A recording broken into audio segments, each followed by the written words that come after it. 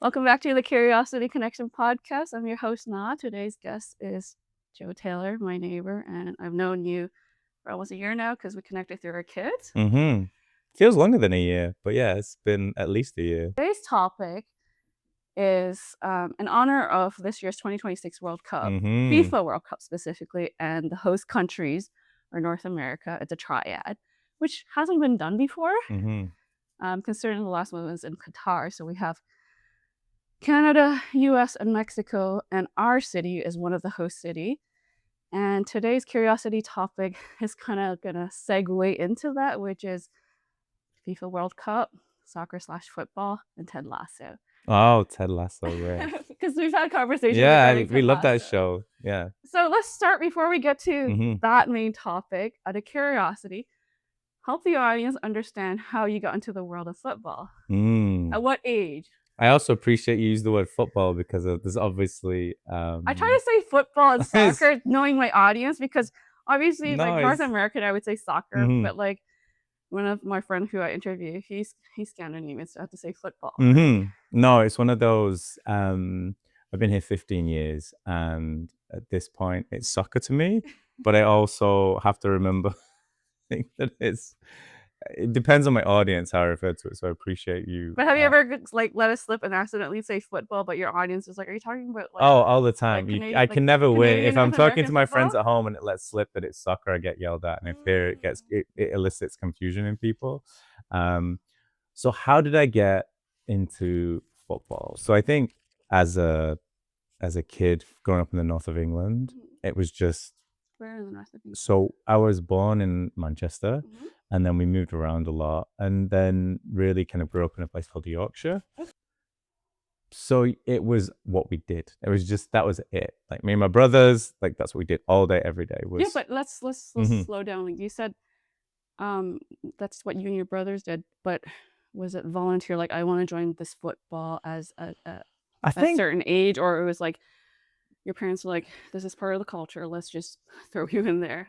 I think as you grow up, the life revolves around it, especially in, as a boy, growing up as a boy, it was very much like life revolves around sports. And a lot of it for me with a dad who would drink a lot would be revolving around the pub. So you would go to the pub and then you would see men who you obviously looked up to and you thought were funny and interesting. Like they were they were always laughing and joking. And you wanted to be part of that. Like you wanted to be part of it. And that revolved around football and the passion that came with watching those games and the rivalries. So you were just immersed in it constantly, whether it was in the pub. I remember FA Cup final. So the FA Cup is a very specific tournament. I was gonna go to that. Yeah, and so the final for that day is like a big. So the finals are big days. What year was that though? Oh, I don't know. Who was playing for the final? The team I supported were very successful when I was younger, so they were often in it. Liverpool were often in it.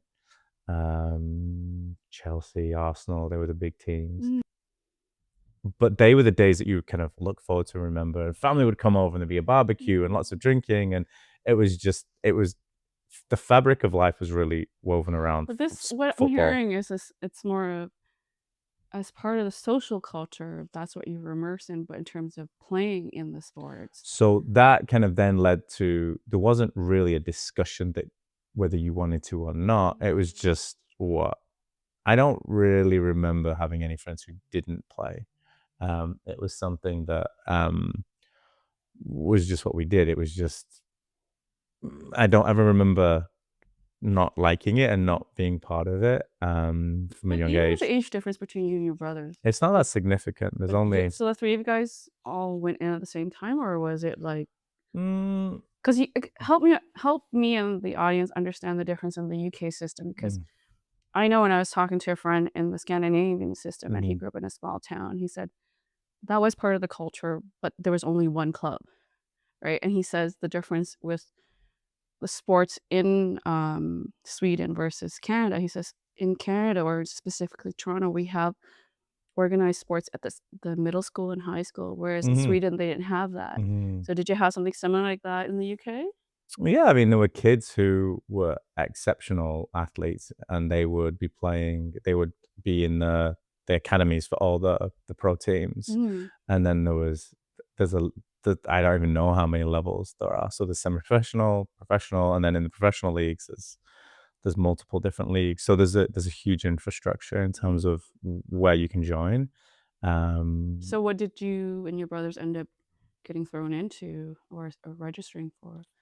You don't even register. It's just you play it. Like we lived in a cul. Do you know what a cul-de-sac is? Does that make sense? Yes. So we lived in a cul-de-sac, and every kid in the street, that was what we did. You all went out on the cul-de-sac and you played, and because it was a cul-de-sac and there wasn't cars, kids from around the neighborhood would just come and play. And so before and after school, all weekend, like, that was just what you did. And then at school, you would play all the time. You would join the school team. Go to high school, you would play. You play in the school team. But at what age did you start? I don't even remember. Like 5, 6, 7. I mean, I wasn't even good enough to make the school team. There was kids so much better than me in school that. Is it a similar system to North America where you see the potential in your child's growth and you're investing financially? Because what I'm hearing is like the different clubs, there's different levels of there's recreational, intermediate, and advanced, and pro and stuff. If you see the potential, or even if you saw the potential, you're pushing your kid in that direction. Yeah, so then there would be, and then at high school level, or maybe like primary school, but more as you get into high school, which is 11 plus, you would join clubs. And so I joined the team and you join the team that's near you generally. Like other teams would join, and my team were called Killing Hole Nomads, and my friends would joke that they were called Killing Hole No Hopes. And we were terrible. We were awful, but it was just, you went on, you kind of ran around a big field and you were pretty clueless. I remember the manager, he was a lovely guy, but he had an alcohol problem. And so it was like, at the time, it was adults with alcohol problems were pretty common. Like it was a pretty common occurrence, but we were useless. We had no kind of real structure. We'd get our butts kicked every week. And I have a friend back home who used to play for another team called Panel Ash, and they were like they always came with clean jerseys and the kits, and like they were always really good, and it was very annoying. And it's funny because he lives closer to Killing Hole Nomads. The team's been going for 40 years, wow. 50 years. Who came up with the name of the team? No, I have no idea. I don't even remember the history of it, but it's funny to think of him now coaching the team he used to call No Hopes. But his son now plays for the same team I used to play when I was like 11. But even something like that, how long were you in a non-structure? What I'm hearing is like a mess of a team. I don't even remember. Maybe a couple of years, and then you join another one, and like you would. But that experience didn't jade you. Like it sounded like you were just like weren't taking it seriously and just having fun. I was more of the player who would want to work hard, but I wasn't very talented. Like I wasn't kind of, there was my brother, for example, is very lazy but very talented. Like he's, whereas I would run around a lot and like, try my best, but I wasn't always that gifted in the game. But also didn't really have anybody coaching me, so you didn't really understand what you're like. I'll just work harder, or run around more, or I'll try my best. So from what you're saying like the team wasn't as serious, but you took it seriously. Oh yeah, that's always kind of been my. Well, why? Why did I always say I think I just always wanted to try my best. I think it's part of my nature as I will.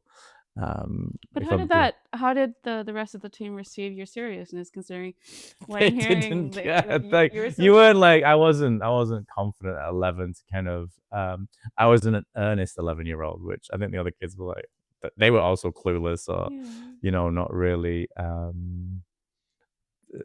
there was no like cohesion in a team like that. Like you don't really have any kind of sense of unity or purpose when you kind of fragment and you're losing every week. You just. Did that bother you though to see the contrast up close between you and your brother, where you took it seriously, but like you said, you weren't gifted, whereas your brother didn't take it seriously, but he was gifted? That only really kind of came to pass as they got older, like because they were being 2 years younger, so being 11 and he was 7 at the time, like you don't really like, it's a big difference. But as we got to like 16, 17, 18, and then I was 20, 21, 22, you started to notice that's where you started to notice, because we would play all through high school. And then as they physically caught up to me, then you were like, oh, these like then they were doing their own thing and playing in their own leagues, and then I went off to university and joined university teams. And I think that's where I really realized that I enjoyed it. Like, it was something that I really enjoyed playing, so continued into university. But how did you hold space for the difference and similarities? Similarity in the sense that you're both from the same family, but the difference in skill level, did that bother you, or were No. you like celebratory of their ability to kind of succeed? No, we can't celebrate each other in this. Like, we can, but it's like you can't explicitly do that, because there's Why? almost a Is it an ego inflation or? not even ego. It's more of a, you're gonna make the other person uncomfortable. So it's kind of more of a, you have to. We would call it. It's called banter. So you'll joke with each other, and it's kind of there's an unwritten rule that you're gonna make fun of each other. That's just kind of part of the humor and the way that Mhm. you kind of connect, especially in like male. So no one outright praise each other is what I'm hearing? Absolutely not. Like, Is this in a a general not in like between me and my brothers. In a game, you might be like, that was oh, nice pass, nice goal, that was great. But when the game's finished, you are generally going to make fun of each other. Like, that's just kind of that's just the yeah. generally accepted principle. Yeah. You're not gonna all go and pat each other on the back. Um and kind of talk about how great you are. Generally, you go. I mean, usually what you do is you get it out of your system. You complain about the other team and how Mm. you either commiserate about how good they were, or you complain about how ridiculous they were, and then you make fun of each other. So And there was none like from I'm hearing from your end, but like from your brothers when they did reach up to you, physicality wise, mm, similar to yours, did they ever feel inclined to like whether it's just format or serious format, did they ever rubbed it in and said oh, like all the time, yeah. I mean, we never played together. yeah. We played together on, occasionally. Uh, I mean, we played together as kids, but it was messing around. But competitively, we never really were in the same, because I was 4 years older than my youngest brother. My middle brother he would play, but he didn't really. Take an interest to it? He wasn't as interested. He had other, like, girls were more of his passion, I would say, growing up, which were not, well, like, I didn't really, um, you know, football was my focus for, until I got to university, and then maybe kind of had some, you know, But why did I guess the one other question is why did you stay guess it's part of the culture. What is it about like from being introduced at 5 to all the way to university that made you continue to play it? I think a lot of it, there's a lot of different parts to that question. Maybe one of it is confidence. Like, you enjoyed it, you were good at it, and there was a sense of like unit, like you could be part of something. There's some Mm. community in it. And then as I got older, I realized it was a stress release, so I could get into my flow state, and I wouldn't think about anything else for that like 2 hours that you play. Um, See, from a mental health lens, like I can answer that question. mhm, Um, because I'm from my own healing journey, our body and mind, so mind, body, and spirit, right? mm, We're taught in North America or the Western culture to be in our head. mhm, But when you're playing sports, you're not in your head, you're in your body. mhm, So that kind of shuts off. mhm, So that physicality of whether it's running, walking, anything that involves a physical movement is all in your body. So it's the mhm. only time where a lot of people were like kind of like you said with the flow aspect of it, that that stress thinking or that chattering gets shut off. Yeah. So yeah.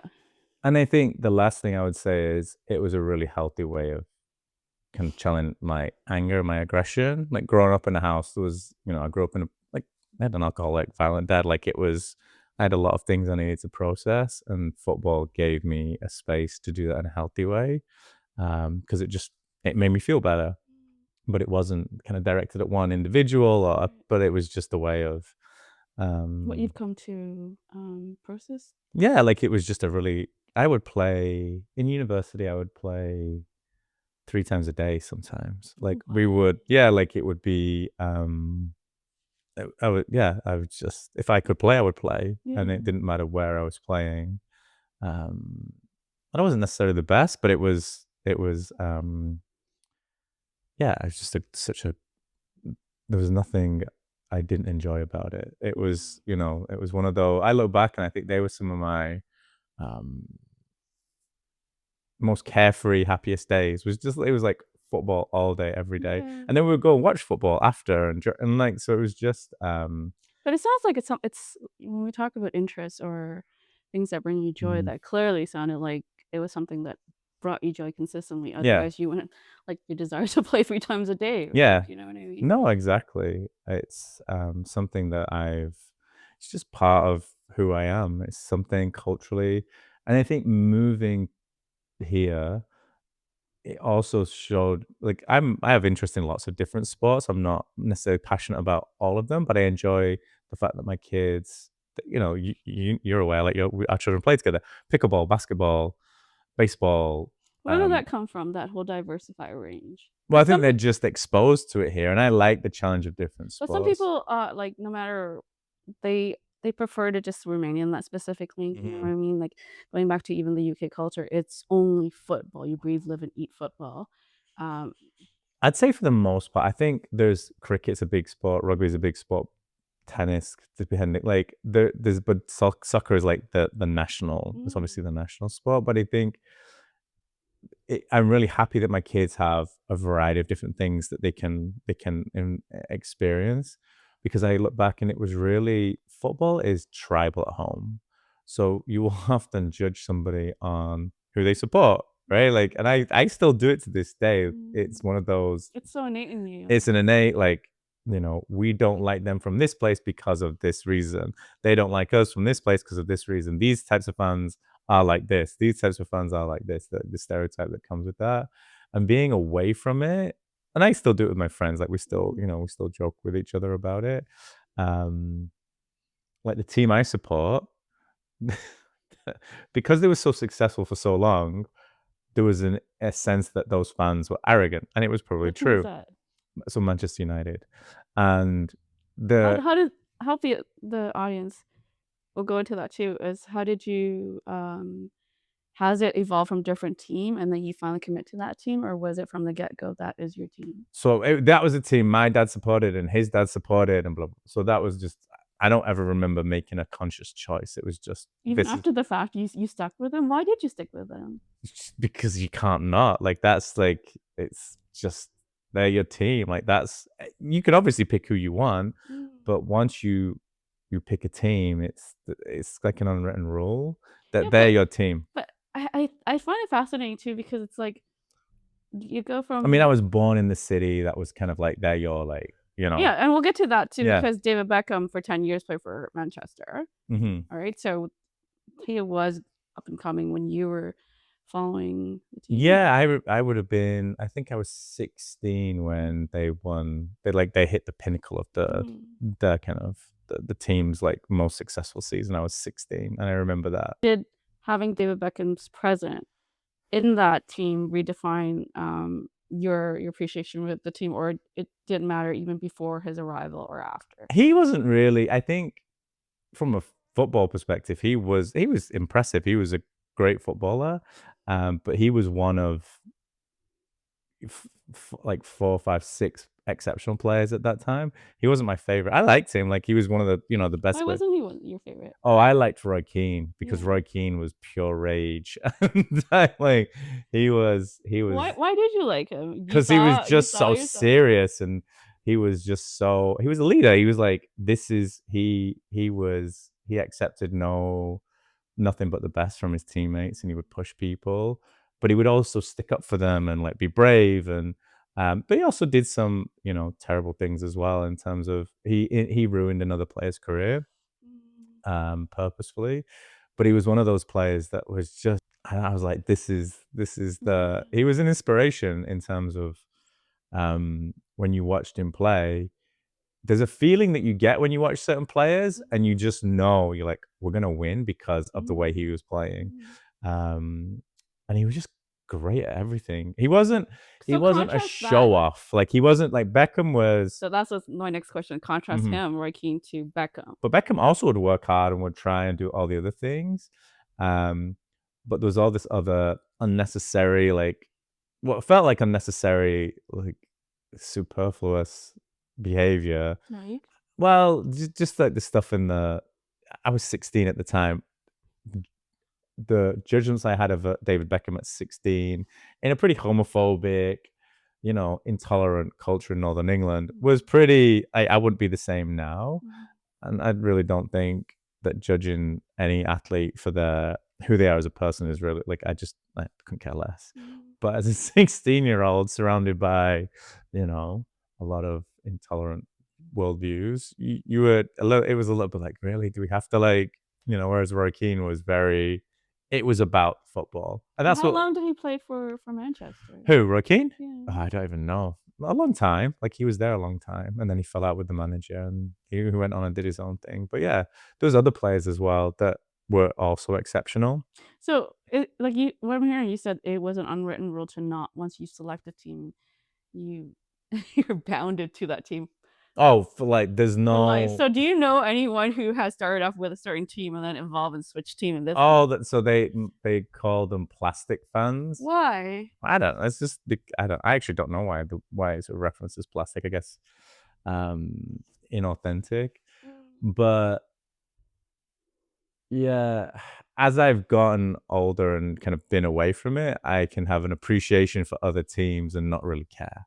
But I don't think it's the same at home for a lot of people because it's ingrained in you that they're your team and there's a rivalry and the rivalry is paramount.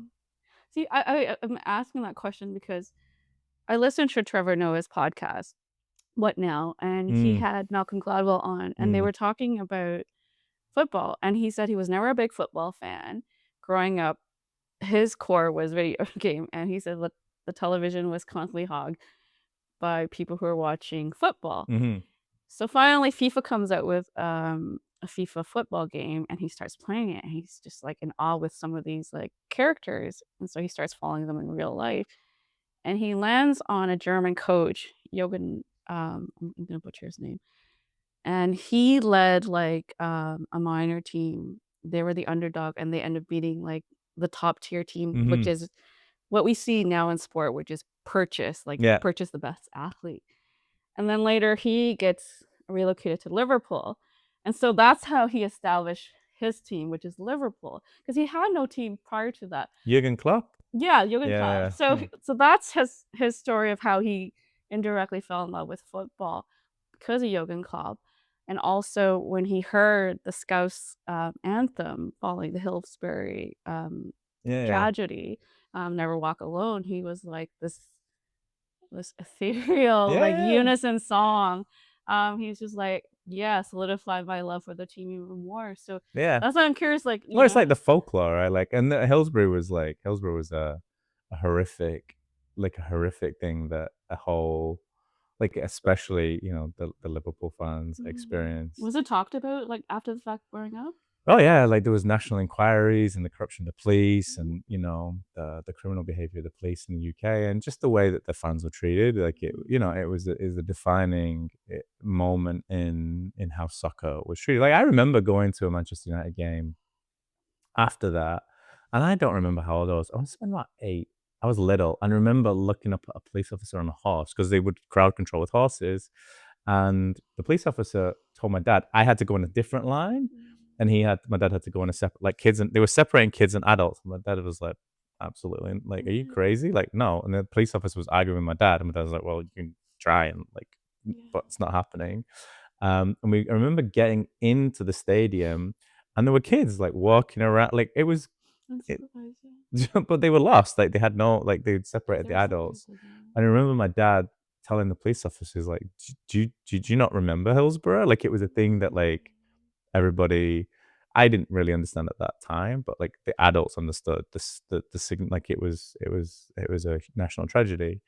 And when you hear that song, whether it's televised, did you ever hear it like in one of the games that you attended? Oh yeah, you hear it every single game, even today. And so those the kind of thing that puts like a tingle down the back of your spine, and especially hearing it the first time. Like, at what age did you finally hear that Never Walk Alone? Well, it didn't have any for us. It was kind of they were our biggest rivals. So and there's this weird thing that some fans, and that was not something really I remember happening specifically with people around me, but people will mock the fact that those fans died because Liverpool fans and other fans in the 19 must have been about 19, I forget, 1950s. The Manchester United team suffered a tragedy in Munich and the plane crashed and lots of the team died. And so some of the fans they make the airplane sign. And so it's a very toxic culture. And so there's not a lot of like empathy from both teams. So when I hear Never Walk Alone, I don't necessarily have the same reaction a Liverpool fan would have in terms of like it being like I understand the significance of it, but it doesn't hold the same meaning for a Liverpool fan. But most teams have something not quite the same depth because it's connected to tragedy, but like you'll go to a Celtic game. So Celtic's a team in Scotland. They've got a huge stadium, and they'll sing "The Fields of Athenry," which is kind of a song about occupation from Ireland and people being put in prison with the British Crown. Like, so there's a lot of like when you hear 100, like maybe not 100,000 because there's a god away, but like tens of thousands of mainly men singing this song in unison, it puts a tingle down your spine and it's carried on through generations. So a lot of the teams have those songs, but most of the songs are generally funny, abusive. I think there's a general that's part of the why you go, because I have never been to any other country, especially here, where there's actual crowd. Like the crowds are humorous, like they are very funny, and that's part of why you go, because there's always just something new. You're like, how does this? Part of me is always amazed at how this actually occurs. Like, how do we get there? How do we? Yeah, who came up with this? And it's so yeah, the fact that it stayed. Let's go back to what you're saying. What was it about football that allowed you, or what were your highs and lows of being in that sport, exposure to the sports? I think the low was my mom trying to be helpful, going to my high school football coach and asking why I didn't make the first team. Why? That's embarrassing or something? Oh, you can't do that. Like you have to make it on merit. But obviously my mom's trying to be, advocate for her child, and obviously, well, he works hard. How can he not make the team? Like some of the kids in the team used to play for Premier League teams. They were really good, and I wasn't that good. He tried her best. And I remember the coach coming to me and putting his hand on my shoulder and telling me I was one of the most important players in the second team. And I was like, okay, like that was but it was just like, oh, Mom, really? Did she do that for your brothers? I don't think she had to for my younger brother, and my middle brother didn't care. Like he wasn't, he had other interests.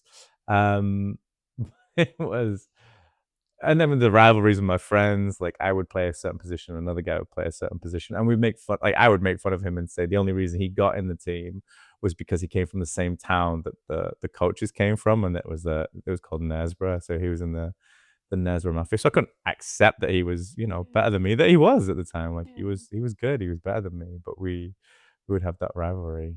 So what was the high then? The high. I think there was lots of highs, like in terms of just enjoying the game. You did say that it was a good outlet for releasing anger. I mean, what would be a high? I think the best experiences were playing in Scotland, and I played with a group of guys. So I worked in a bar, and then through that bar job, like I ended up joining what was called it's 5-a-side. So there's 11-a-side, which is more of the. So you worked in Scotland on the bar? Yeah, I went to university in Scotland, and then I worked in a bar Where? Edinburgh. And so I joined this 5-a-side team with a group of guys who like lived in Edinburgh, and they for the most part were all Scottish, and they were really good. Like it was, so you went, and it was just a really high standard, and you went and you knew you were gonna. It was very physical as well, but I remember some of those games just being so in the moment and just literally you were not given an inch of space. Like somebody was on you or tackling you. and it was, I think, some of the fun, just the funnest nights. Like, you went and you were ready to murder each other, and then after the game, you would go and have a beer and, or go and get Indian food, which is another big part of the culture. But why you said that, like, contrasting that to when you were in university, Mhm, so the high, what I'm hearing is that, it challenged you to go even beyond your comfort zone of what the game was with what you were playing previously, because 'cause you're saying, like, you're always on top of each other, there's no room to breathe, like, they mhm. were highly competitive. Yeah. But also, was that not even before Scotland? Did you not No. celebrate and just kinda shoot the shit after the fact? Yeah, yeah, it was just you did, but it was just it was a different level. Like, you were playing with Mm. players who, I think a lot of it is like, I played in a five-a-side league in London, and we were good, but there wasn't the same, there was, like, maybe a few different people that would join. It was funny, there was 4 five-a-side team, and there's 4 Joes on that team. So it wa but we, And how did you were known to be identified as Joe oh, I Grant? was Northern Joe. But, my brother would play on that team with us, and we just weren't we were like, I really liked the guys, there were some great guys on that team, but we weren't it wasn't they weren't we just didn't gel in the same way that the other Mm. players did, and it was just different. Like, we would pl Mm. London was really aggressive, and you really had to, it was a similar standard, Mm. but it just wasn't as it was just different, The like, and some camaraderie of it was is a different, group yeah. of players, and they'd known each other for a long time. I'd moved down, I knew one of them from university, they invited me to play, so it just wasn't the same. But the guys in Scotland, it was almost an instant, like, it was the same, like, we didn't all know each other, but I was invited in, and y but they it was just a different, just a Organic, different, yeah, yeah, you it organically came just together. for me, it clicked, and I think it was one of those. So would you use that as, like, your go-to benchmark or template for, what sounds like, and correct me if I'm wrong here, just team camaraderie? Yeah, and I think it was the way that, like, I had very dear friends. Like, I had a friend called Bruce, and, like, we it didn't matter. Like, you weren't trying to be nice to each other. You wanted that, like, you would do whatever it took to get the ball off him, and he would do the same to me. And after that was like there was no hostility. Like, but we both understood, and everybody understood that because you respect each other. Like, now, like, all the other niceties are now they got left on the sidelines. Now we're in it. Um, but I think that was part of it. There's 2 other teams that I really enjoyed. One was the university, like, in university, not the university team, but a team in university that we had, and that was a lot of fun. We had a really fun team. Mm. We weren't great, but we had a lot of fun playing, and we'd have a lot of fun social nights out after that. Mm. And then I lived in Nepal for 3 years, and we had a team in Nepal, and so there was a lot of, people who lived, like, a lot of Nepalis, and then other guys who lived there, for work, and we had a team, and that was the same. Like, we were good, and we would play against some of the Nepalese national team, like, not the national, like, teams in the national league. Yeah. Was language a barrier in Nepal? Not really. I mean, we would learn Nepali. I mean, I wasn't fluent, but you would learn Nepali. But for the most part, we lived in the capital, and most people would And yeah, speak and English. soccer is universal too, Yeah, right? Yeah. exactly. So but that was fun. Or football, sorry. It was, yeah, yeah, but that was a fun team that we played in. Some really, and again, the social aspect, we would train at, like, 6 o'clock in the morning. I think it was the American embassy we used to go to. Mm. 3 days a week, we'd train at 6 o'clock in the morning, and we'd play for, like, 90 minutes before work, and then have breakfast, and all go to, there's a big social aspect to it as well. So Before. yeah, so we can segue into that. What I'm hearing is, the highs for being in the sport is the camaraderie or the coming together organically and just not having fun and also being serious and not serious. Different context, like you were saying, the Nepalese group was very fun and lighthearted. The Scottish group was serious, but they also had the element of fun, so it's like multiple facet. Mhm, From that highs and low, what did you learn about yourself through that sport? How did you mhm. connect to yourself from being in that? I think, one of the things I learned about myself, I often ended up being the captain, and I think there was probably a sense of like trying to have control over things when you grow up in a home that's pretty volatile and chaotic. So you want to try and control things.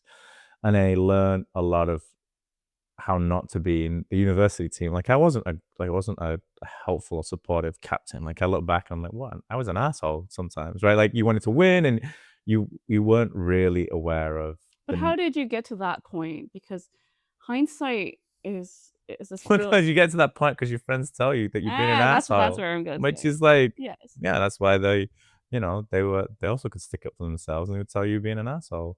You didn't necessarily hear it or receive it at the time I was gonna say in the because best way. I it was can become 18. defensive Yeah, I was and be 18 like, and 19, 20. Like I wasn't particularly mature at that time either. I wasn't intending to be cruel, but yeah, I made mistakes in terms of how you were supposed to lead a group of people. And that was helpful for me to hear. And I can look back and they were right. Like you weren't yeah, you were being an asshole. But how long did it take? Because like you said, in that moment, because of your immaturity, it didn't land right away. How many years after the fact before you got to a point where you're like, you know what? Yes, I was defensive at that moment when that was said to me. I didn't Yeah. receive it well. But now after the fact, based on X, Y, and Z, Hmm. I realized, you know what? He did me a favor by telling me. Oh, for sure. Feedback can be, it's a kindness. So I think I'd played in lots of differently and like never really had to worry about being in like the captain, like the you didn't need a captain in smaller team, like it just wasn't necessary. But then I got to Nepal and joined the team and didn't really. I was just enjoying playing. Like it's nice not to be the captain. I was like, oh, this is actually nice not have to be. But then the captain left and they asked me to be the captain, and I was like, do I really want to be the captain again? And I was like, yeah, okay, yeah, let's So that let. says a lot about what they observe in you. You know what I Well, mean? I think the fact that they asked me was helpful because I was like, okay, they want me to be the captain. Like, okay, like let's. So contrasting to being asked to be a captain, whereas before you were saying what you learned about yourself in this whole experience is that somehow you became a captain or a leader. So how did that, from being a player to, like you said, wanting to be in control of the team, was it something you just like, I'm gonna take the lead, I'm gonna be captain, or was there a established rule Maybe. of like, I mean, we're talking who's the 20 years now. Like, is it 20 years? When did I go? who's gonna be More the than 20 captain? years. Was there like a conflict be like this person be like, "Yes, I wanna take the lead. No, you, Joe, you step back. I'm gonna take the lead and be the captain instead." You mean in Nepal? No, not Nepal, Or just 'cause generally? yeah. Um, I don't really remember ever being. I mean, people like they're gonna like growing up in the like, especially playing in Scotland, people are gonna tell you exactly what they think. They're not shy. They don't agree with you, and you argue about it, and then you carry on, right? Like, or you leave the team. Um, I don't think many people left the team. I think we had a goalkeeper join us on our first game, and he left because we lost about eight. We letting 8 goals, and I think we scored 4, but we were letting 8 goals, and we were a disaster. He was like, I'm not joining it." And then we had another guy join, and he became our goalkeeper for the whole time. And he was great, and he would give me a hard time about like he was really confident, would argue with Mhm, me, but that was also healthy. mhm. But I think the the difference is, being asked allows you to feel like they've like it's permission to be different, and then also understanding the responsibility that comes with that because somebody else had done it, and you have to, okay, well, what did they do before, and how do I want to do it? Um, And how did you do it? I think a lot of it, like growing up in a culture where it's, we're very direct. Like we're going to be very direct, and there was lots of people from different cultures, and you would have conflict with people in terms of what that meant. Then you would try and balance things out. But yeah, you would just try and you would try. No, but you can never keep anybody happy, right? Was Yes. the thing. But did you But it was use fair. Like, could you keep it fair? Like, did everybody yes. get? Was it fair for everybody? Give an example of what fair play looks like in that context. Well, we had a French guy. He was good, and he was getting upset. We were losing. We had a big rivalry with these. It was the team from the British school. They were assholes, like complete assholes. Like actually, like one of the guys chased somebody with a brick one. They behave with impunity because they lived in a country where they thought they could behave with impunity, and we were like, no, that's not gonna happen. So we always made sure that when we played them, we like We were like, you don't get to behave like that with us. So we would, it was very physical. But even going back to what you were saying, like observing that captain that left, Yeah. what did you like about his style of captain? Seth was he was a Dutch guy. He was so nice. I really liked Seth. Yeah, But and like what everybody aspect of respected. He wasn't necessarily the best player on the team, but right. people respected him, and he encouraged people, and he was, like he So did was. you adopt some of that into your own style, or I did think you it just was just we were similar, maybe. Like we mm, were similar, but also you don't take any shit, right? Like you have to also be willing. So the French guy, we were losing to these big rivals, and he was complaining about everybody else, and he wasn't really trying very hard, and he was complaining. And at halftime, he came off and said, "This is pointless. Why are we playing? Like this is pointless. You're all something like." He was just mm, being, and I was injured, so I couldn't play at the time, and he was complaining. And I was like, okay, we're gonna try this and we'll do this and we've got to keep trying. Like that's the whole point of the game. And he's like, no, that's pointless. So I was like, okay, you're coming off and you can just go home. Like, and he was very shocked. yeah, And one of the other players came up to me who wasn't particularly comfortable with conflict. I was like, I'm really glad you did that. Like that's what needed to happen. mhm. So I think some of it is being willing to say the thing that needs to be said plainly and clearly. And if they don't like it, they don't like it. But it's Was not. that the first time you had to really boot a player off the field? No, I'm like have no, I have plenty of my own mistakes. But no, I think that's part of it is, you know, not that I don't think believe in like carrot and stick. I think there's a lot more sophisticated ways of getting people to motivate people. Um, but some people will respond to being called out, or they don't like it and they want to like, and Mm, some of it can be directed at you. So yeah. that's fine. But how did you feel? Like you said, like what I'm hearing is that, like you said, the football culture or even what you grew up in was very direct, and that carried over to the Nepalese environment. Mm, And so to navigate that, that was like an organic transition. But when you're telling a player to get off the field because his attitude sucks, how do you recover after the fact? Did you have to reconcile with him and have a talk? no, like that was It was just established an understanding that was it going forward? I was a captain. Like, if you didn't like my decision, you can like you can like tough shit was basically the Did it change your dynamic after the fact? not really. I mean, he was maybe a bit sulky about it, but like you can't really argue with the captain.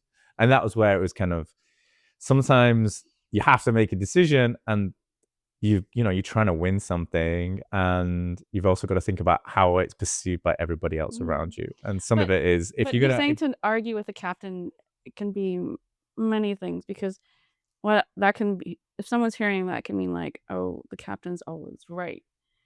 But in that context, that sounded valid, but yeah, there's where like is there different room yeah. levels of like, like in the university team that I played on, um, there was I yelled at somebody about doing something, and then I went and did exactly the same thing they did, and they they were a friend Matt, and so I think there was a train going by, and he was like, "Oh, like I forget the," but in that moment, like you're an asshole, like You're a hypocrite. fucking hypocrite, and you're like, yeah, you're right. Like, so in Yeah. those moments, like, you're gonna get called out. You're like, all right, fair. But I'm not in the moment gonna admit it. And like, but again, being immature as you get older, and you kind of, I still That didn't bother you? Like, for me, I think bothered. Oh, we grew up in a high conflict culture. Like, I'm pretty I think I have a very abnormal reaction to conflict because I was exposed to it constantly. Like having so like, was I, but it bothered me though. doesn't. I mean,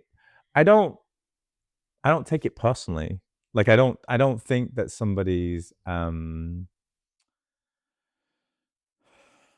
like the French guy. I'm like, this is you can be mad at me, like you can be upset with me, but it's really the situation you're upset with. I have to make a decision because that's my Mhm, job is to try and support the team to win. mhm, You're clearly upset. We're not gonna win. mhm, And why would we want if you're gonna sulk and not mhm. try, then I'd It's for rather the greater good of the team, not yeah, your like I own don't have individual. any I'm like, I don't really But do you think that's a uniquely you experience? Because, like, for me, like you said, I grew up in a conflict household, and but I always felt like if I told someone, you know, like, "I recognize you have a bad attitude, you need to get off the team," I would feel bad after the fact. No, because then we're like, we can go for a beer and we'll talk. Like, I'm not gonna treat you differently afterwards. Mm, Like, but in that moment when you're playing, we're playing. Like now we're playing, and mhm, when we play, we're not. It's a different.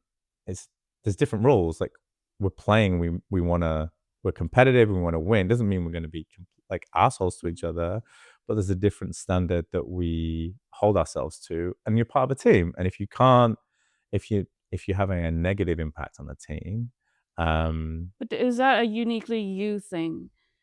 I don't Do you think have s you I met also, others? like, watched, somebody like my archetype was, like, Roy Keane, who would yell at everybody and wanna, like, motivate them and and so you're influenced by the people. I'm not that I'm saying I was Roy Keane, but, like, you wanna support and kind of encourage and drive people forward, and they also watch the same things you watch, so, like, they also like, you all understood the same kind of Mm. cultural references in terms of, how you would yell at each other and encourage each other or remonstrate with each other or like I think that 'cause, it's I haven't maybe because where am I trying to go with this?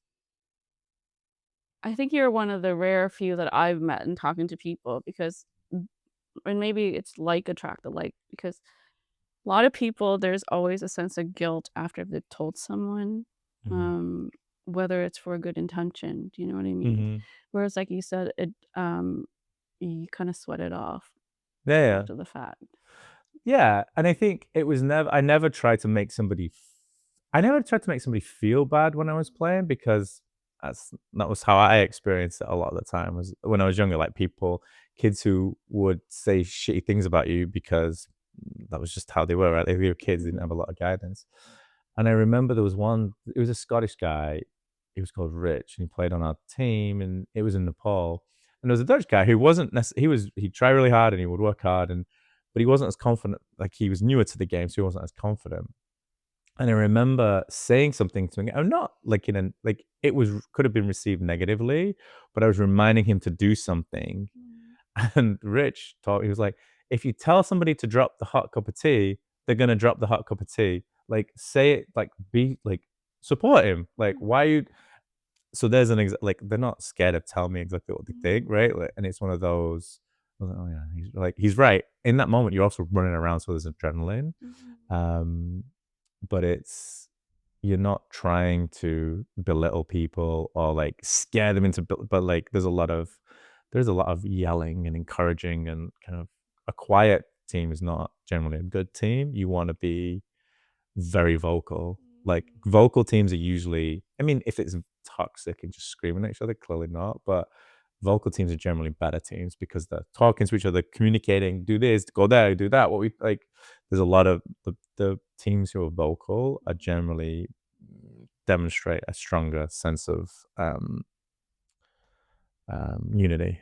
So how so as we go from connecting highs and low to yourself, Mhm. how has playing football allow you to connect to, others, whether it's family through family or friendship or, um, the team itself or even community?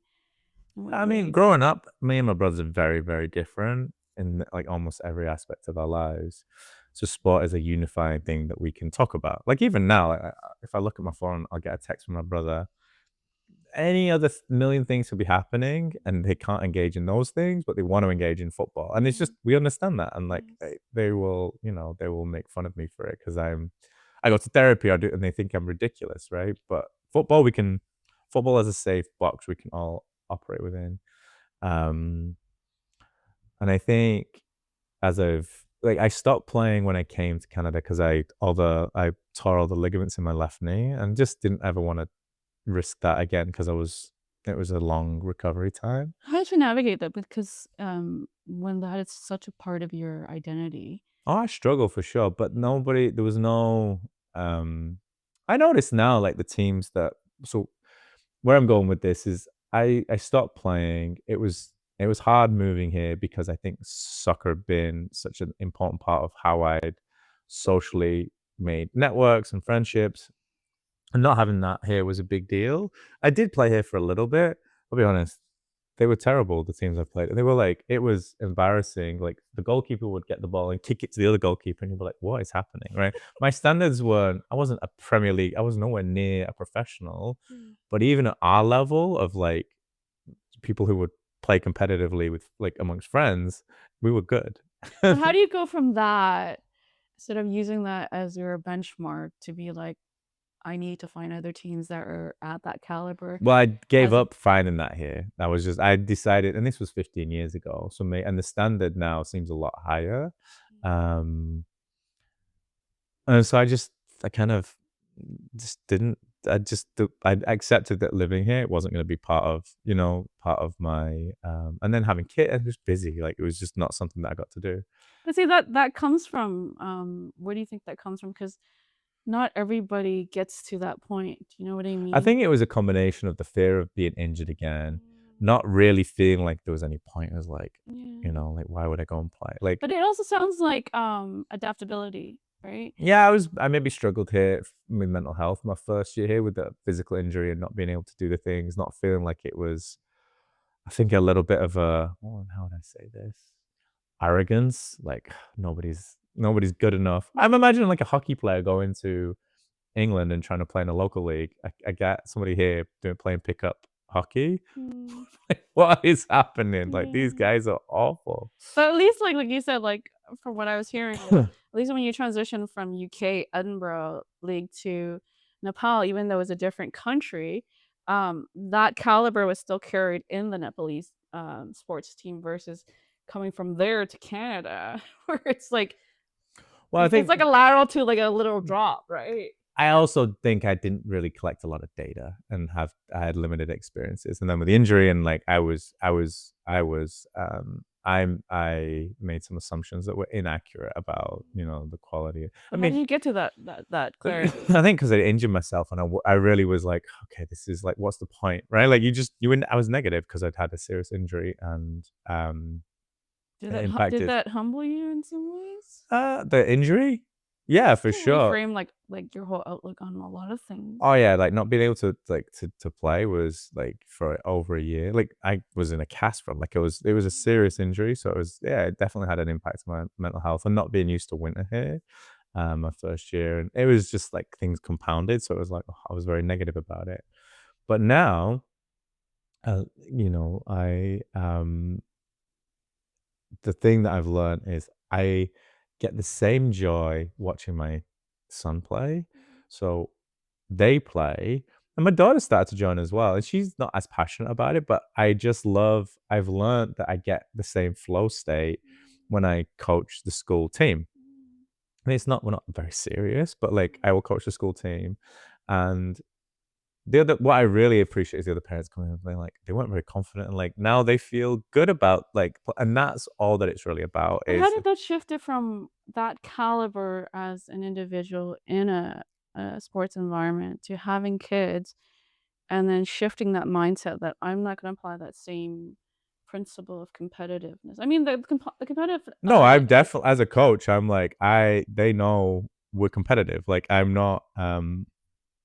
I think you can be competitive and supportive at the same time. I think that's inherently part of the game. Like we are here, sure, we're here to all take part, and you're all going to play regardless of your skill level, but you're also capable of competing. Like that's also okay. Like we're going to compete, we're going to try, but also losing isn't actually like if you lose, that's also okay. Like we learn something, we get better, and we grow. Where did that come from? Because like you said, I think that just comes from maturity, right? Like it just comes from like understanding those things. Like I've been so lucky. I've traveled the world. I've seen soccer be played in Malawi, Zambia, Mozambique, like Nepal, India, Sri Lanka, like Tajikistan, like everywhere, like all over Europe, here, like, and it's such a simple, and that's why they call it the beautiful game. It's such a simple, beautiful game. And one of the things I love about here is that it's all gender.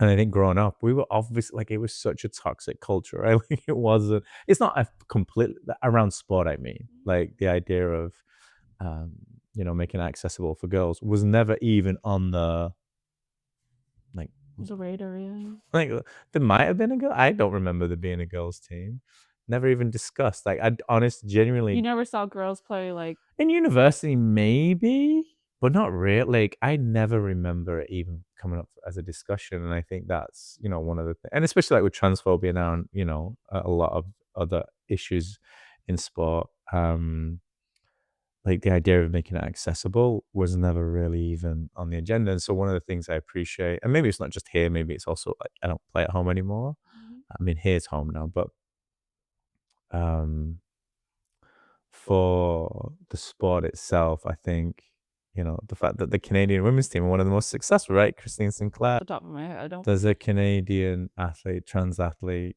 who plays on the soccer team.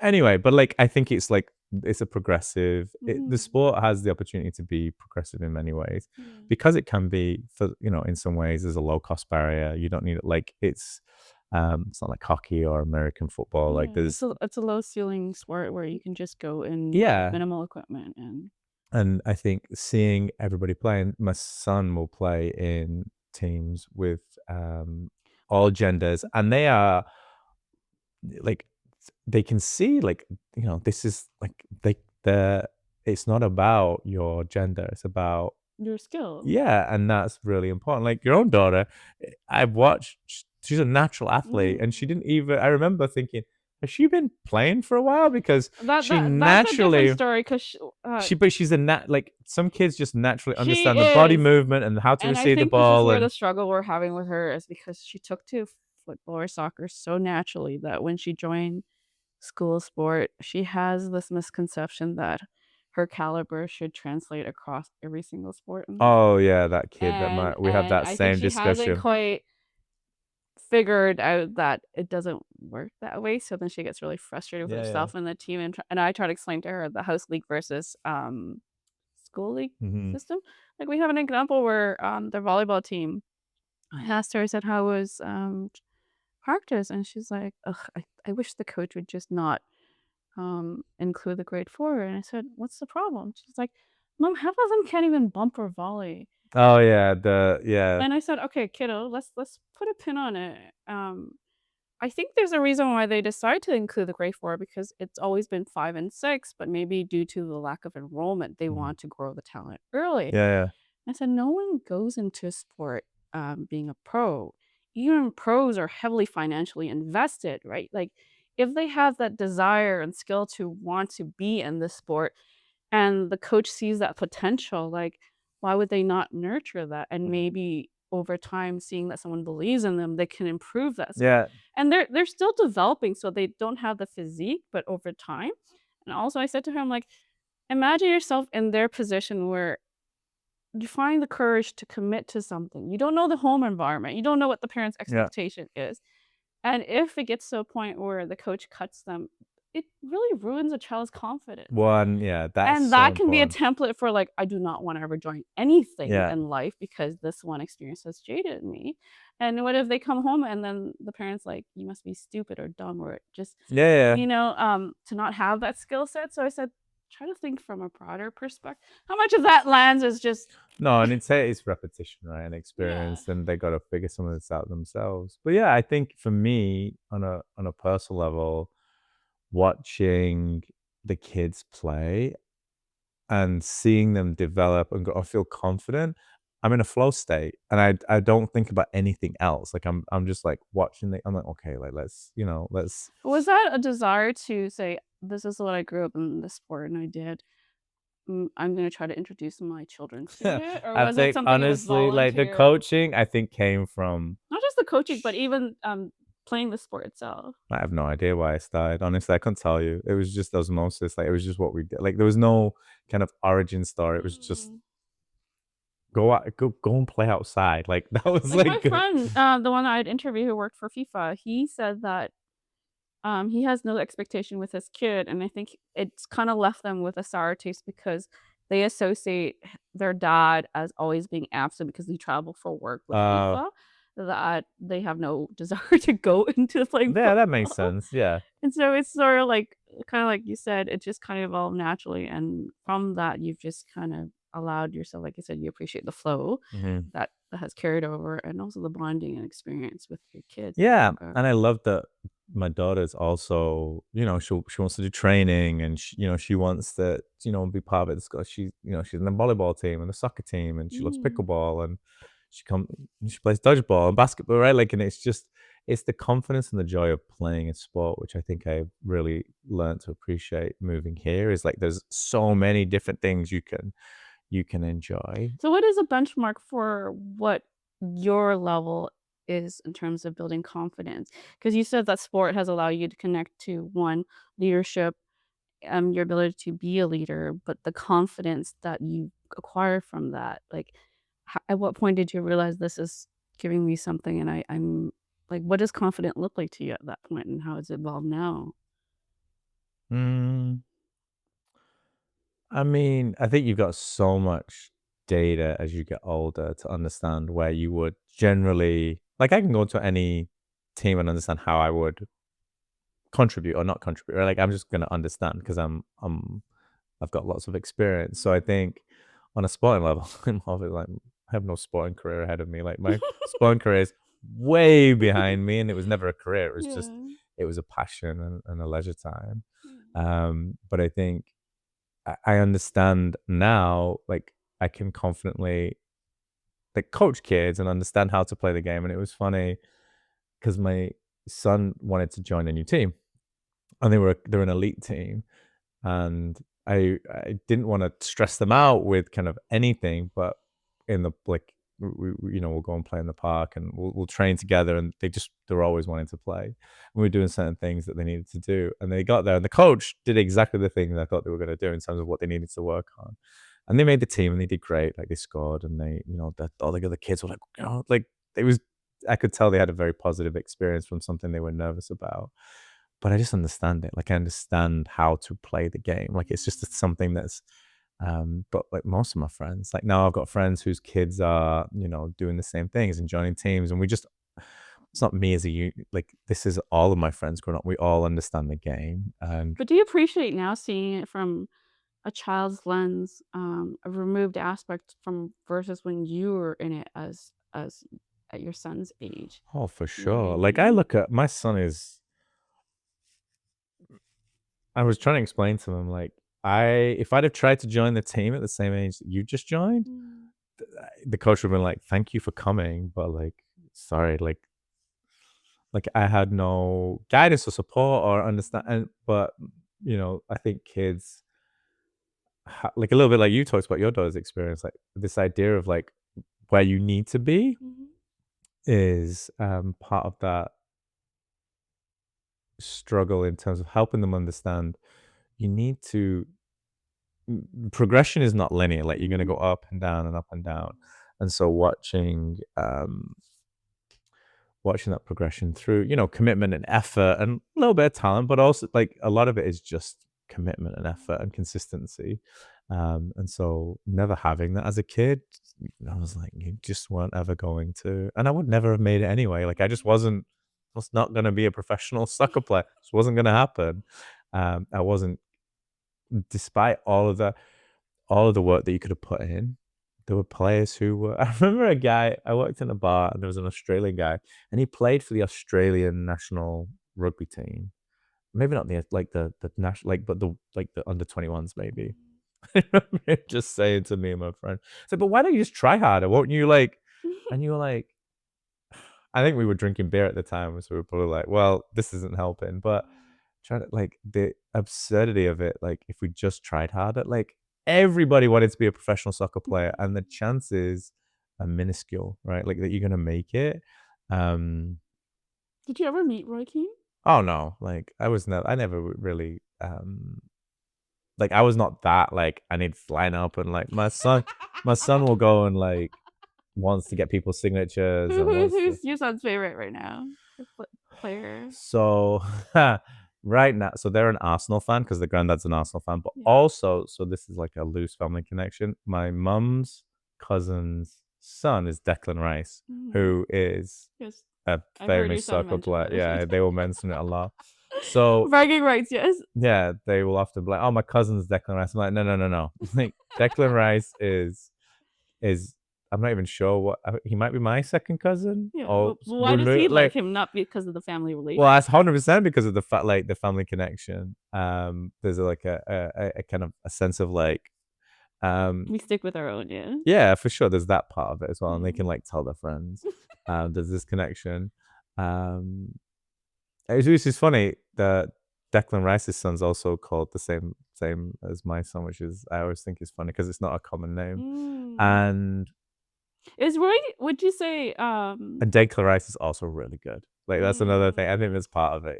He's also a really good player. But I think actually, my son's favorite player is a guy called Bukayo Saka, which I really appreciate. And it's funny, the kids at their school were calling them the White Saka. And we had a little bit of a conversation about maybe why that was racist, you know, in terms of, can we not just be Saka? Like, why do we have to make it about anything other than that? Let's go back to... But I just want to say, you asked me about, and one of the things I love about this sport, there's two players that I really like now. One of them is called Marcus Rashford, who's a black player from Manchester United, and then he moved and went to a new team. And he was somebody who advocated for free school meals, right? And so trying to like, now he's got a book series. That's and my like next question. Like, what is it like? How is... But for me, he's a hero. For me, I'm like, that's the kind of person who can connect to, like, I had free school meals growing up as a kid. Like, we grew up in a home, like my mom was often, it was a single parent household for a long time, and we got free school meals. Called, the Breakfast Club was 25 cents. Same, like same kind of idea. For us, especially like as Asian culture kid, Western meal was very limited in the household. Yeah. So this concept of like, here's a quarter. This is in the 90s, right? A quarter probably went a long way, and it's like, you and your sister go to this building and get a hot meal before you go to school. And it was our first exposure to grilled cheese, French toast, and bacon and egg and orange and apple, because that was never in our house. Yeah, like culturally. And we're just like, oh wow, this is like delicious, but also it became something I've incorporated in my meals. But you evolved from like Roy Keane, where you said his leadership and just being loud and vocal with the team players, to this player in terms of his ethics outside of the sports team. Like, how did you get there? Like, you know, again, it's a maturity and exposure and understanding, because he faced a huge amount of like racism and criticism for lots of other things, and suffered in terms of some of his performances at the standards that were expected of him. But has clearly shown, you know, significant mental resilience to go and transition to a new team and a new culture, and is really a role model for so many kids. And I think and it's the same for Bukayo Saka, who faced like England. How would you have known his backstory without? Well, I think some of it is because he's a national icon. Like he's called Sir Marcus Rashford because he was knighted, right? Like not that like. My own views of the royal family. But I think ultimately, for my son, they're the kind of people, Bukayo Saka and Marcus Rashford, people who can stand up to racism and can excel in their sport. You know, they're the kind of athletes that I think I would really rather my son looked up to, right? Roy Keane, like, was somebody who was filled with rage from what I saw on the field. I don't know who Roy Keane is. Like, you know, you project your own idea of who you think he is. But all I can say now is I'm very grateful for, you know, these athletes who are politically aware and understand why we need. Are you of that belief, which has become so, and especially in that propaganda and news media of shut up and just play? Yeah, it's bullshit. Yeah. Right, like sports. You have a platform. Sport is political. Yes. Like, you know, the Qatar World Cup, talking about FIFA. There are families devastated in Nepal because their children went to work in Qatar and suffered, inhumane working conditions and died, right, due to the lack of oversight. And this is why we have sports whitewashing, and lots of other kind of political issues. And that's not to say it's like it's England. It's like like the sport is, FIFA's corrupt, right? Like we're all aware of the. Okay, why don't we segue from there into your take on FIFA? I mean, it's clearly a corrupt organization that needs immediate overhaul. but they have a captive audience, right? And this power, right? Like this idea of, I think it's that ultimately football's an escape. Like that's what people, they want, an escape, right? Like that's the point of it. And I think it's hard to separate that sometimes from like that's the shut up and play. Like I just want them to shut up and play. But inherent in the shut up and play, often it's the black players who are told to just shut up and play, or the Muslim players, like Leeds United, and it's not Leeds United fans specifically, it's most football fans in the UK, booed when they needed to take a break for Ramadan, right? Like that's clearly racist. Like this is clearly not appropriate. And so sport is political. Like who plays? Like we talked about all, the idea of all gender. Like at school, I trained an all gender soccer team, regardless of your gender. And I think inherently when we get to, But is that something of like being a parent? Because when I was growing up, um, it was the first time me and my like we were kind of like your kids and Ember. Like we were just out playing, like we were tomboys Mhm, playing football with all the other mhm, boys, and there was never any judgment from them that's like you're a girl, you know. And I think because we proved our capability, yeah. and then when we transitioned to our first year of joining a girls team, there wasn't enough girls. And our coach could have just said, "Hey, I'm sorry, there isn't enough turnout. We'll try again next year." But he saw something in us and said, "You know what? I'm gonna defy odds and I'm gonna incorporate the both of you in the boys' team." Oh, that would never have been even a discussion from my memory of being a kid. Like I never remember any girl ever Yeah. at any point playing or wanting to join a team And or that was being the offered to first join the time, team. and Yeah. all the teams we play, of course, there was against boys. Yeah. They would laugh at us, and me and my sister were like, "Okay, laugh at us. We will Yeah. prove you wrong." And we end up kicking their ass, Yeah. right? Which is but it's, yeah. And I guess it should never come to that. But I think ultimately, like FIFA it's a reflection of power, right? Like FIFA is a reflection of power, like, Western European centric power and kind of what we expect and the things that Like John Oliver hates commercialized sports and FIFA in general. yeah, it's an like we think if we stop and think about it, like it's they're criminal. Like they're criminals. Like they are like we know like they have a long history of criminality and they have a long history, like when they would install courts in South Africa that were close to the stadium where there was no due process. Like but why are we agreeing to these things? Like Mm. why do we allow them to do it? Because FIFA and the World Cup is it's It feels like in it's some a ways like financial, it's like it's the biggest global event. The World Cup is I think I can say confidently it's going to be the biggest global event, right? Like when we think about the number of teams that are going to play, this is probably going to be one of the biggest global events ever. well, that's what my friend Arne Lindbergh, he was saying that I asked him, I said, "Why do we go from Qatar to North America where you went from predominantly," and I didn't understand this thing he said, like, if you look at the previous history of FIFA location, it's always been in a country. Qatar was an exception where it's in a city, and I said, "What does that mean?" He says, Because of how small Qatar Mm, was, it was only in Doha, so they adopted the Olympic, outlook model where the Olympic is held at a city and all the venues are built in the city, whereas in the countries, like, where FIFA generally is, like, whether it's Russia, yeah, yeah. Brazil, or South Africa, it's spread throughout the countries. And I asked him, like, why has it gone from, like, a city to a country to even, like, encompassing 3 countries? He says, "Because the interest is growing and there are more teams, so they need to spread it across 3 countries."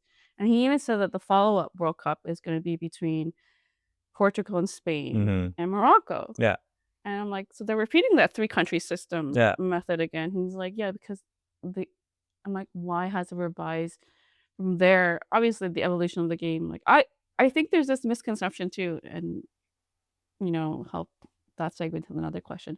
What are some of the misconception about playing football or your participation, watching, socially engaging in that sport, whether it's the FA Cup, the Euro Cup, FIFA. Um, like, what are some misconceptions that you've experienced when people are talking to you or Mm, misconceptions. I mean, as an England fan, when you travel around the world, I don't think it's a misconception. Like we're renowned for being, there's hooligans and we're not necessarily the most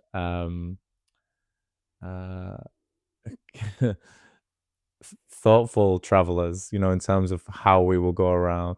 That's obviously not true for all fans, but they've earned the reputation as of other fans from other countries in terms of their behavior.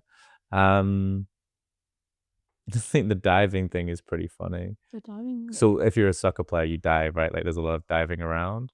I also think when you watch the game, you're like, yeah, no, that's also not a misconception in the way that you experience the modern game. I think growing up, there wasn't a lot of diving. Um, especially in some you played in Scotland.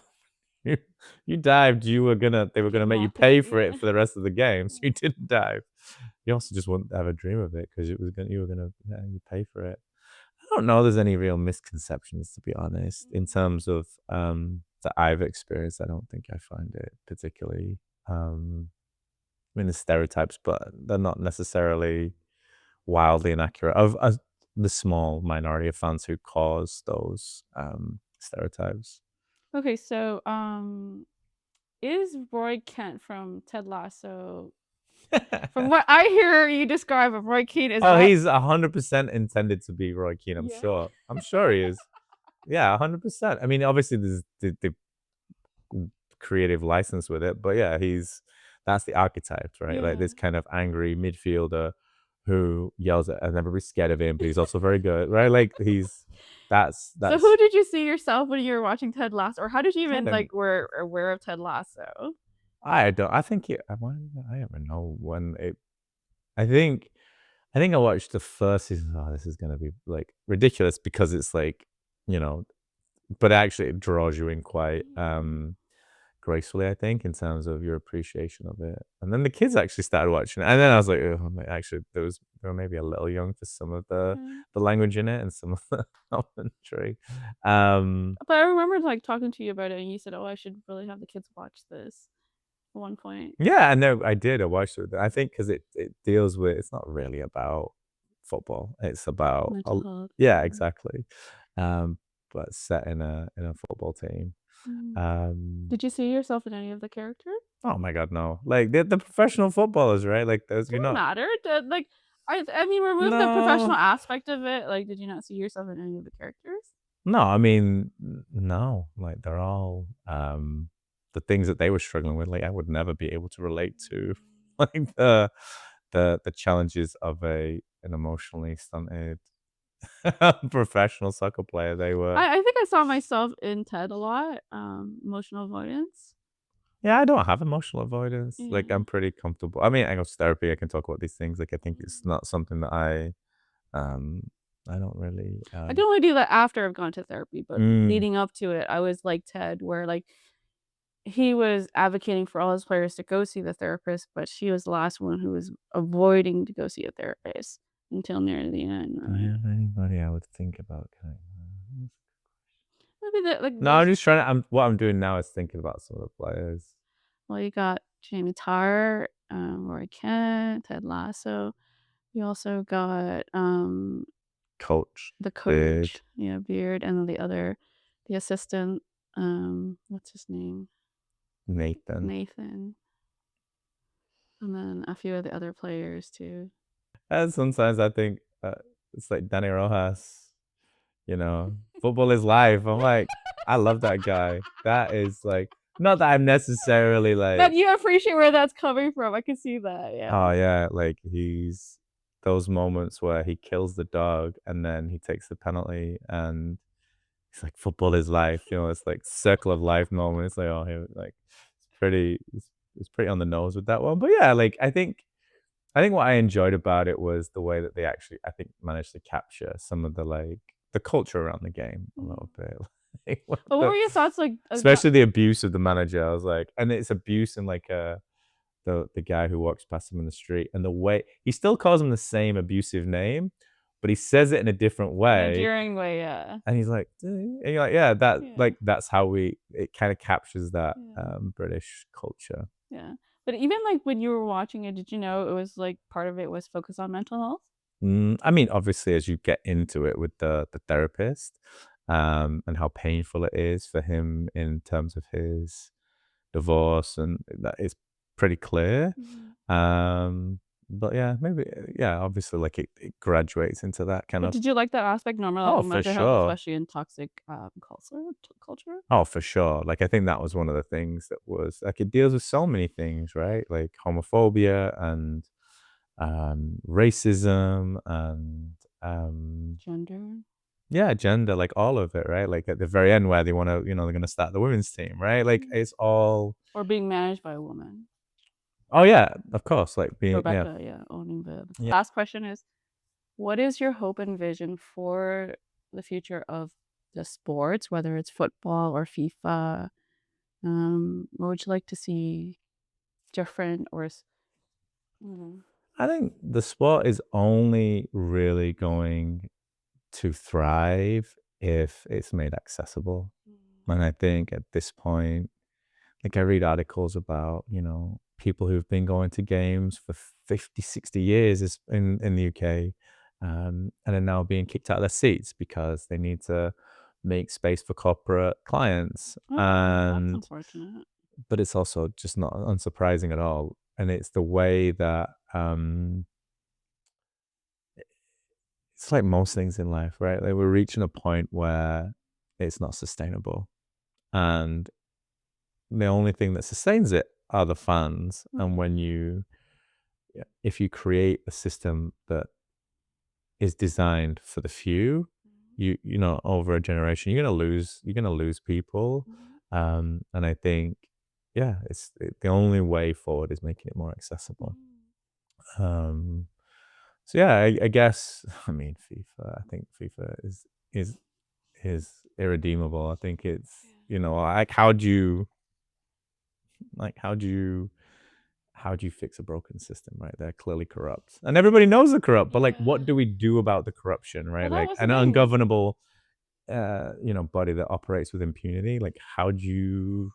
Like, where do we take them? What do we do about it? Like, how are we going to organize around those things? Well, I was talking to Aaron, and he was saying that his vision for FIFA, or just where the sport is, he says, I want it to be more leaning towards fair play.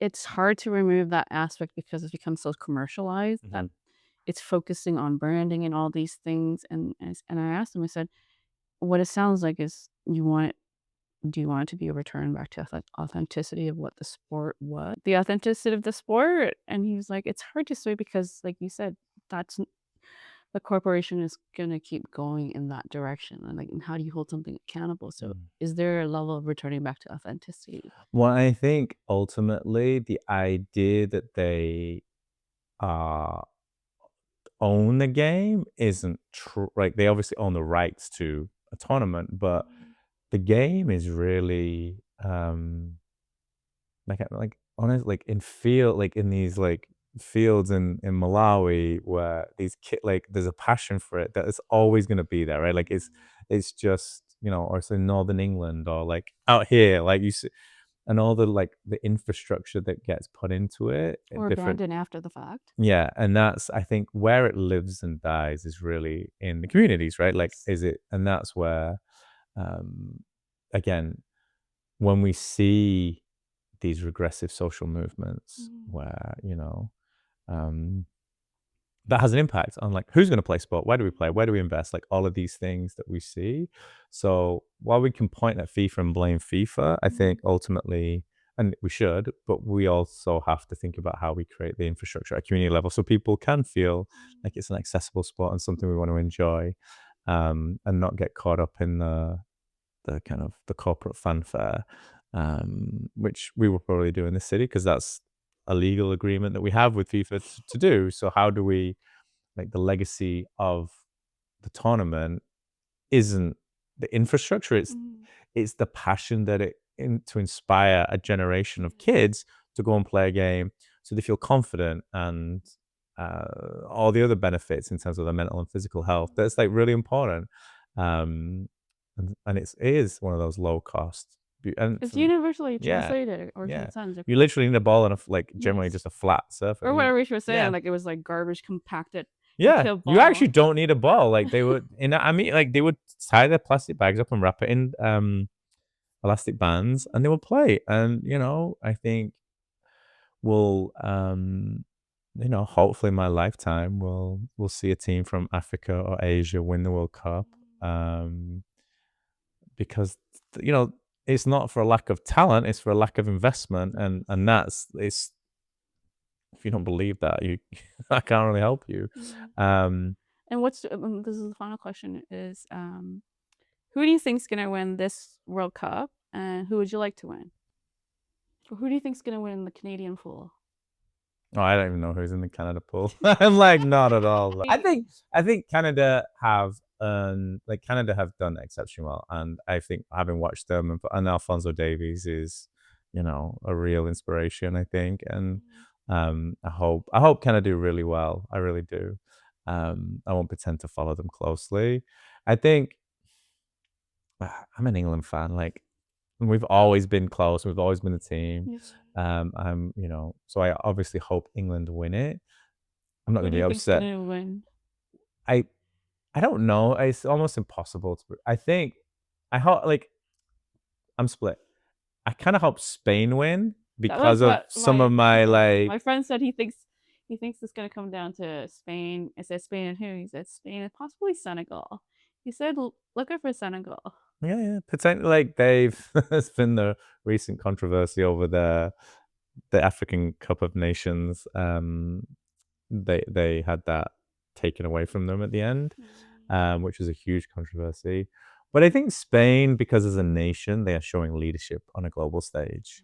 And I think that is really important. And again, sport is political, and Spain is, a political entity. And I think the World Cup is political. And so I also hope Spain win, because they have a particular way of playing the game that is attractive and fun. And such as?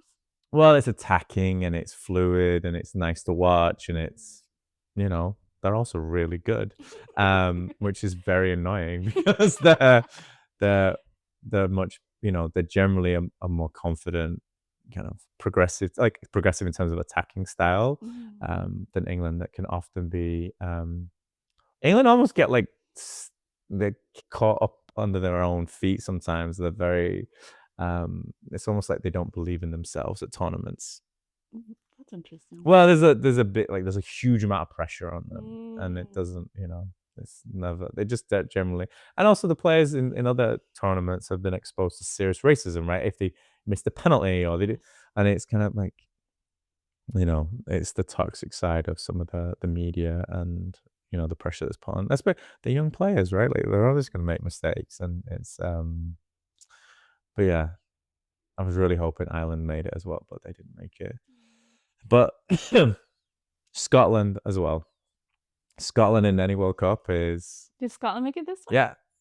So they will be a lot of fun. The fans will be. For them? I don't know about the team particularly, but I think just as a nation, they'll be fun to watch, I think. Well, my friend, this is the difference between when you're living in Qatar or in Europe, where football is so big there. He said when he was asked to go to a parents-teacher, bring your dad to parents to work day, he said only one kid in the classroom knew about FIFA being hosted in Toronto. Oh, really? So he says the level of popularity, even from the young kids' perspective, isn't as big if it was as in Europe or any parts of the world. Well, I think a lot of people in Toronto just want it to be over. They're like, oh, it's going to be so annoying. Like, what, But yeah, I think I'm really looking forward to it. I'm trying to get across to the kids, like, this is a once in a generation, like it's going to be in the city. It's going to be so fun. There's going to be so many people. So yeah, it'll be great. But yeah, I love the game. It's definitely part of me, and I love that, thinking about my kids loving it, and enjoying it, and making friendships, and growing with it as well. It's definitely, it's a nice thing to pass on, for sure. That's a beautiful legacy, especially from where you started, how it's evolved, and just like you said, it comes with whether you've collected more data, maturity, experience, and now witnessing it from your kids' lens, you Mm. know what I mean? And you're continuing to evolve now, not just by yourself, but alongside them and watching this progression Mhm. in a collaborative effort. Anyways, Joe, thank you for your Yeah, this time was and great. effort. Until next time, stay curious and stay connected.